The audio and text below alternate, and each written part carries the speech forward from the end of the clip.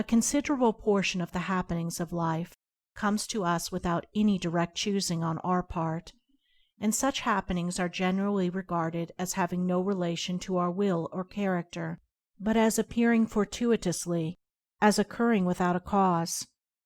Thus one is spoken of as being lucky and another unlucky, the inference being that each has received something which he never earned, never caused. Deeper thought and a clearer insight into life convinces us, however, that nothing appears without a cause, that cause and effect are always related in perfect adjustment and harmony. That being so, every happening directly affecting us is intimately related to our own will and character, is indeed an effect justly related to a cause having its seat in our consciousness. In a word, involuntary happenings of life are the results of our own thoughts and deeds. This, I admit, is not apparent on the surface, but what fundamental law, even in the physical universe, is so apparent?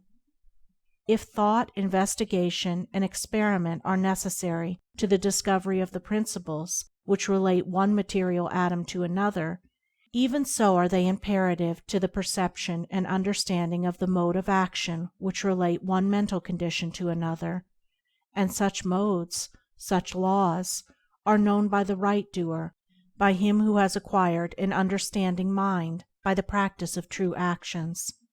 We reap as we sow. Those things which come to us, though not by our own choosing, are by our own causing. The drunkard did not choose the delirium tremens or insanity which overtook him, but he caused it by his own deeds. In this case the law is plain to all minds, but where it is not so plain, it is none the less true. Within ourselves is the deep-seated cause of all our sufferings, the spring of all our joys. Alter the inner world of thoughts, and the other world of events will cease to bring you sorrow. Make the heart pure, and to you all things will be pure, all occurrences happy and in true order. Within yourselves deliverance must be sought. Each man his prison makes. Each hath such lordship as the loftiest ones. Nay, for with powers above, around, below, as with all flesh and whatsoever lives, act maketh joy or woe. Our life is good or bad, enslaved or free, according to its causation in our thoughts, for out of these thoughts spring all our deeds, and from these deeds come equitable results. We cannot seize good results violently, like a thief, and claim and enjoy them, but we can bring them to pass by setting in motion the cause within ourselves.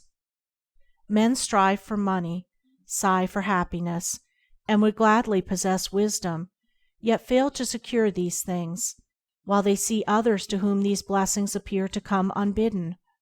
The reason is that they have generated causes which prevent the fulfillment of their wishes and efforts.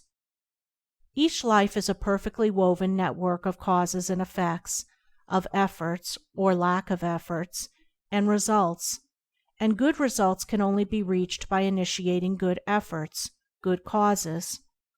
The doer of true actions, who pursues sound methods, grounded on right principles, will not need to strive and struggle for good results. They will be there as the effects of his righteous rule of life.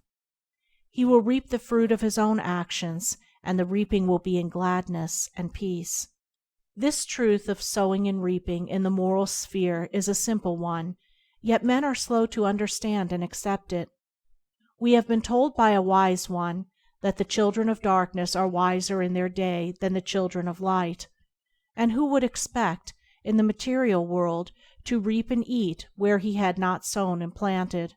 Or who would expect to reap wheat in the field where he had sown tares, and would fall to weeping and complaining if he did not?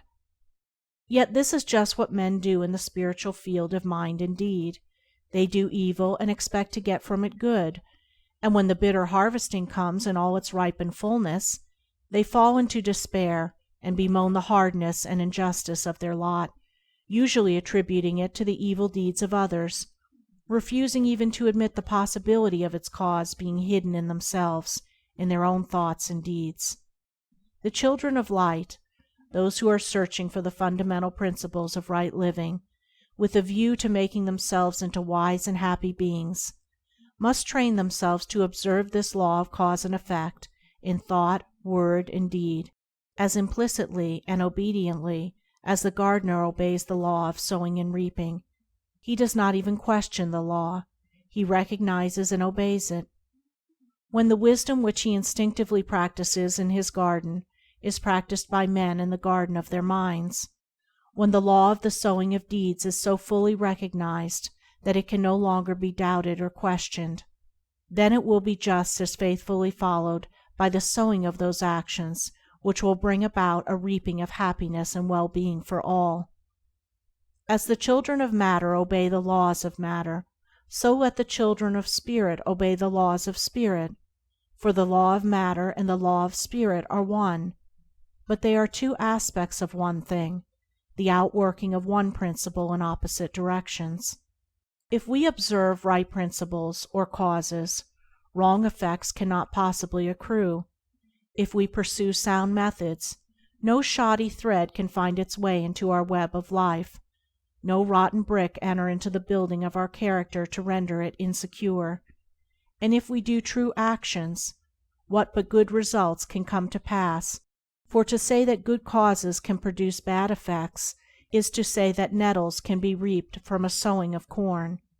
He who orders his life along the moral lines thus briefly enunciated will attain to such a state of insight and equilibrium as to render him permanently happy and perennially glad.